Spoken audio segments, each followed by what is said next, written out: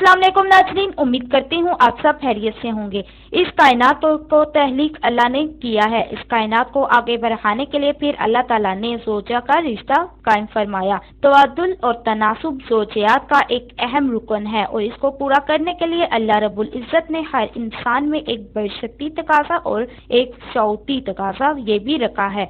हमारे पास एक सवाल आया, क्या पूरे कपड़े पहनकर यानी नूड होकर हम बिस्तरी करना जायज़ है या ना जायज़? तो ये याद रखें, जब निकाह में आ गए तो गोया के सारे पर्दे खत्म हो गए। शोहर बीवी जिस हालत में भी हो हम बिस्तरी करें, लेकिन एक होता है फतवन और एक होता है तकवन। हमें अपनी जिंदगी के हर हर मोड़ पर, अपनी जिंदगी के हर हर लम्हे में, अपनी जिंदगी के हर अमल में फतवन पर नहीं बल्कि तकवन पर अमल करना चाहिए। फतवन हर मुफ्ती, हर आलम दीन वो देता है जो शरई रूह से जायज होता है, और तकवा वो देता है जो उस सवाल से भी आगे दर्जे का होता है, यानी हर चीज जायज हो फिर भी अल्लाह रब्बुल इज़्ज़त के खौफ और अल्लाह रब्बुल इज़्ज़त के डर और अल्लाह रब्बुल इज़्ज़त की हया की वजह से उसे छोड़ दिया जाए, बल्कि उसके कम दर्जे पर यानी उस चीज पर जिस पर आपका दिल है उसे छोड़ दिया जाए और दूसरे पर अमल कर लिया जाए, जिसमें अगर आपको मुश्किल होगी, आपके लिए परेशानी होगी। रहा ये मसला के पूरे कपड़े उतार कर हम बिस्तरी करना जायज है,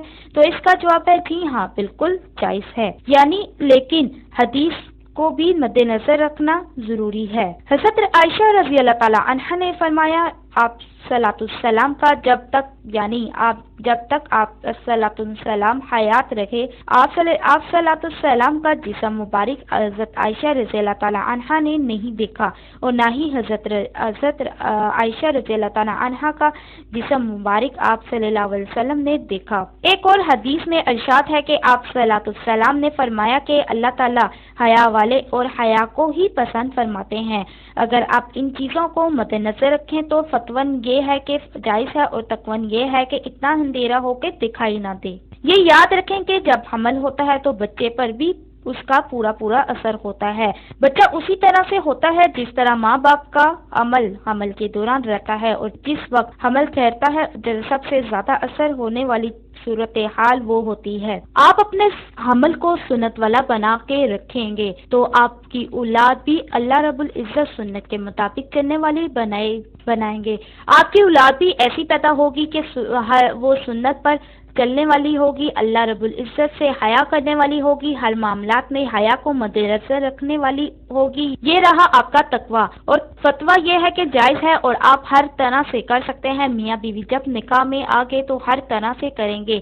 आज का ये सवाल पैदा होता है कि वो पैदा होता है फहाशी मीडिया की वजह से। जो कुछ मीडिया दिखा रहा है, जो कुछ मीडिया हमारे साथ करना चाह रहा है, जो शैतानी चालें चल चुकी हैं, हमारी नौजवान नस्ल बर्बाद हो चुकी है। उनकी नजर में हम बिस्तरी करना सिर्फ और सिर्फ अपनी ख्वाहिश को पूरा करना है, न सिर्फ नस्ल को बढ़ाना है कि अल्लाह रब्बुल इज़्ज़त के नबी की सुन्नत को आगे चलाना। आप सलातुस्सलाम ने फरमाया कि मैं तुम पर तुम्हारी ज्यादती की वजह से फख्र करूंगा, यानी तुम ऐसी औरत से शादी करो जो ज्यादा मोहब्बत करने वाली हो, ज्यादा बच्चे जन्ने वाली हो। आज ये मकसद ही खत्म हो गया। असल मकसद बन गया है सिर्फ और सिर्फ अपनी ख्वाहिश को पूरा करना और अपनी नफ्स की प्यास को बुझाना।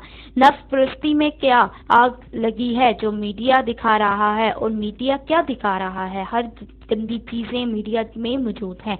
ये याद रखें कि हम बिस्तरी के तरीके से ही किया जाए, सुन्नत के तरीके से किया जाए, ना कि मीडिया जो दिखा रहा है उस तरीके से किया जाए। इस बात पर अमल करें और अल्लाह पाक आपको और मुझे सुन्नत पर चलने वाला बना दे, आमीन। और इस मसले से, इस मामले में हमें गुमराही से बचाए। इसी के साथ अल्लाह हाफिज। दुआ में याद रखना ना भूलिएगा।